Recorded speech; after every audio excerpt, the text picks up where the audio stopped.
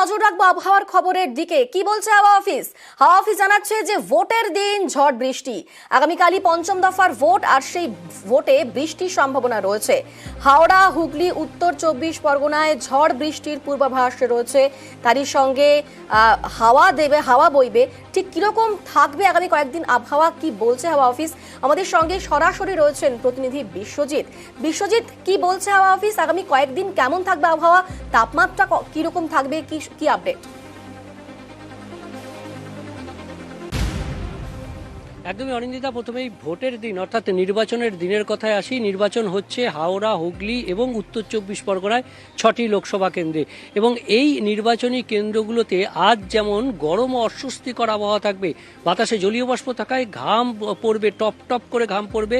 কারণ যারা ডিসিআরসি থেকে বিভিন্ন ভোট কেন্দ্রে যাবেন, যেমন নির্বাচনের সঙ্গে যুক্ত যারা আধিকারিক রয়েছেন, তেমনি নিরাপত্তার দায়িত্বে যারা থাকবেন, সকলেই অস্বস্তিকর পরিস্থিতিতে ভোট কেন্দ্রে পৌঁছবেন। তবে ভোট কেন্দ্রে পৌঁছানোর পর আগামী কাল সকালের দিকে যদিও গরম ও অস্বস্তি থাকলেও বেলা যত বাড়বে ততই বজ্রবিদ্যুৎ সহ বৃষ্টির সম্ভাবনা বাড়বে। শুধুমাত্র বৃষ্টি নয়, বৃষ্টির সঙ্গে 40 থেকে 50 কিলোমিটার গতিবেগে কোথাও কোথাও বিক্ষিপ্তভাবে তার থেকেও বেশি গতিবেগে দমকা ঝোড়ো বাতাস বইতে পারে।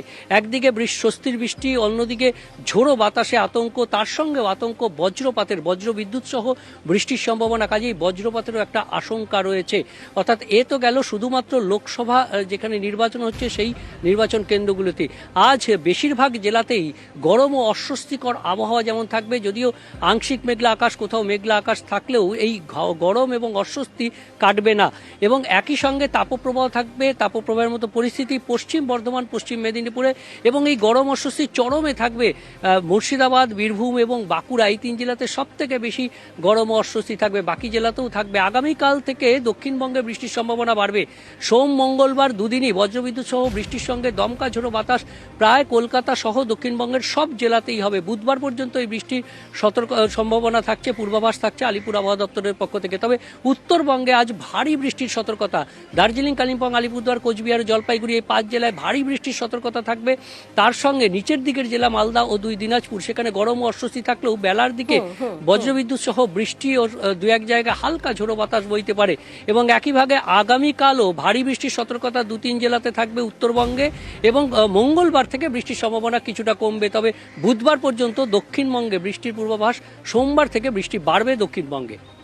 অনিন্দিতা, এর পাশাপাশি আমরা বিভিন্ন জায়গার ছবি আপনাদের দেখাবো, উত্তরবঙ্গ থেকে শুরু করে দক্ষিণবঙ্গের বিভিন্ন জেলা। এবং আমাদের সঙ্গে রয়েছেন 3 জন প্রতিনিধি। কাকদ্বীপ থেকে রয়েছেন বিশ্ব, এবং শিলিগুড়ি থেকে রয়েছেন প্রতিনিধি পার্থ, দীঘা থেকে রয়েছেন প্রতিনিধি পঙ্কজ। আমরা প্রথমেই নজর রাখবো উত্তরবঙ্গের দিকে। উত্তরবঙ্গে ভারী বৃষ্টি হতে পারে। উত্তরের 5 জেলায় ভারী বৃষ্টির সম্ভাবনা রয়েছে। আমাদের সঙ্গে পার্থ রয়েছেন। পার্থ, উত্তরে তো ভারী বৃষ্টির সম্ভাবনা রয়েছে। আজকে শিলিগুড়ি, সেখানকার ওয়েদার কিরকম, তাপমাত্রা কিরকম?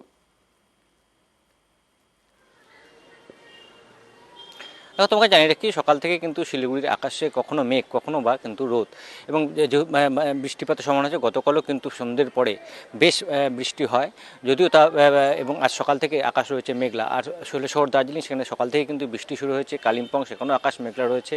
অর্থাৎ আজ দার্জিলিংয়ের এবং কালিম্পংয়ের উঁচু পার্বত্য এলাকা তো বটেই, সমতলে শিলিগুড়ি সহ সংলগ্ন জেলাগুলিতে সেখানেও কিন্তু ভারী বৃষ্টিপাতের সম্ভাবনা রয়েছে। সেই সঙ্গে তোমাকে জানিয়ে রাখি যে গতকাল দিনভর ভারী বৃষ্টিপাতের জেরে কিন্তু তিস্তায় জলোচ্ছ্বাস বেড়ে যায়, এবং বাংলা সিকিম সীমান্ত যে রংপো, সেই রংপোতে মাছ ধরতে গিয়ে তিস্তা নদীতে রংপোর কাছে মাঝেঘর বলে একটি জায়গা রয়েছে, সেখানে মাছ ধরতে গিয়ে 3 জন যুবক আটকে পড়ে। গভীর রাতে তাকে কিন্তু তিস্তা রঙ্গি যে রেস্কিউ টিম, তাই সেই 3 যুবককে উদ্ধার করে নিয়ে আসে। এবং এই যদি আজও দিনভর বৃষ্টির যেহেতু শঙ্কা রয়েছে, স্বাভাবিকভাবেই যারা পর্যটক এই মুহূর্তে পাড়ায় বেড়াতে আসেন তাদের মন কিছুটা হলেও কিন্তু খারাপ। কারণ আমরা জানি গতকাল থেকেই 2টি স্পেশাল জয়রাইড চালু করছে। শিলিগুড়িতে আজকে তাপমাত্রা কিরকম পার্থ?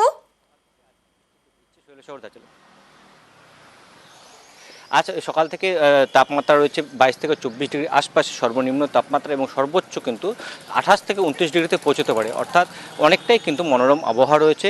সেই সঙ্গে মেঘের আনাগোনা থাকায় বৃষ্টির সম্ভাবনা রয়েছে, কিন্তু দুপুরের পর থেকে ভারী বৃষ্টিপাতের সম্ভাবনা হচ্ছে শিলিগুড়ি সহ সংলগ্ন উত্তরের জেলাগুলিতে। শিলিগুড়িতে মেঘলা আকাশ, মনোরম আবহাওয়া, কিন্তু কাকদ্বীপে ভ্যাপসা গরম, নাজেহাল একেবারে কাকদ্বীপবাসী। সেখানের কিরকম তাপমাত্রা? আমাদের সঙ্গে সরাসরি রয়েছেন প্রতিনিধি বিশ্বজিৎ, কি অবস্থা সেখানে?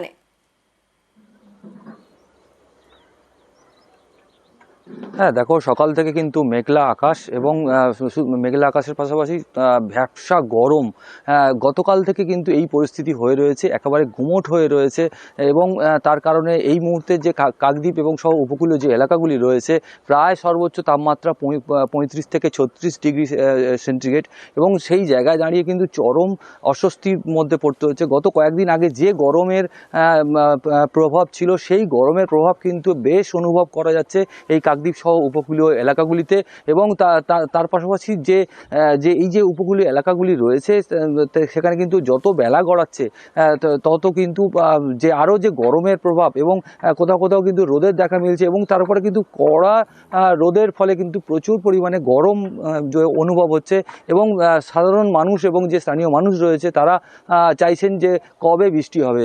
রাজ্যের অন্যান্য জায়গায় কিছু হলেও হালকা বৃষ্টি হলেও কয়েকদিন যাবৎ কিন্তু এই কাকদ্বীপ সহ যে উপকূলীয় এলাকা রয়েছে কোনোভাবেই কোনো বৃষ্টি হয়নি এবং গুমোট পরিস্থিতি হয়ে রয়েছে, মেঘাচ্ছন্ন হয়ে রয়েছে, তার কারণে আরও বেশি গরম অনুভব হচ্ছে। অনিন্দিতা। বেশ, আর এবার চলে যাব আমরা মেদিনীপুরে দীঘার দিকে। কাকদ্বীপে তো ভ্যাপসা গরম, দীঘার কি ছবি, সেখানের তাপমাত্রা কিরকম? আমাদের সঙ্গে সেখান থেকে সরাসরি রয়েছেন প্রতিনিধি পঙ্কজ। পঙ্কজ, দীঘার ছবিটা ঠিক কিরকম এই মুহূর্তে?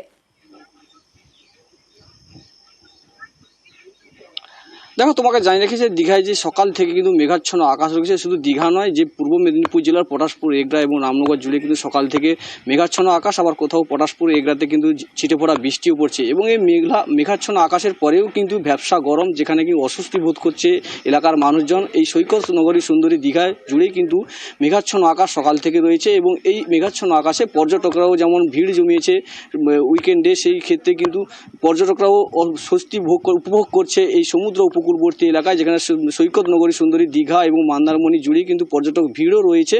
এই উপকূলবর্তী এলাকা ছাড়াও যে পূর্ব মেদিনীপুর এগরা পটাশপুর রামনগর এলাকায় জুড়ে কিন্তু সকাল থেকে মেঘাচ্ছন্ন আকাশ। অনিন্দিতা। বেশ, আমরা তিন জায়গার তিনটি ছবি দেখাচ্ছি, কাকদ্বীপ, শিলিগুড়ি এবং দীঘা, সেই তিন জায়গার ছবি দেখাচ্ছি। কাকদ্বীপেও ভ্যাপসা গরম, দীঘাতেও মেঘলা আকাশ থাকলেও প্রচুর পর্যটক ভিড় জমিয়েছেন। অপরদিকে শিলিগুড়ি, সেখানে আজকে সকাল থেকেই কিছুটা মনোরম আবহাওয়া, মেঘলা আকাশ, সেখানে বৃষ্টি হতে পারে এমনটাই সম্ভাবনার কথা জানিয়েছে আলিপুর আবহাওয়া দফতর। এবং দক্ষিণবঙ্গে কাল থেকে বাড়বে বৃষ্টি, বুধবার পর্যন্ত বৃষ্টির সম্ভাবনা থাকছে এবং তারই সঙ্গে বজ্র বিদ্যুৎ সহ 50 কিলোমিটার বেগে হাওয়া বইবে এমনটাই কিন্তু জানিয়েছে আলিপুর আবহাওয়া দফতর।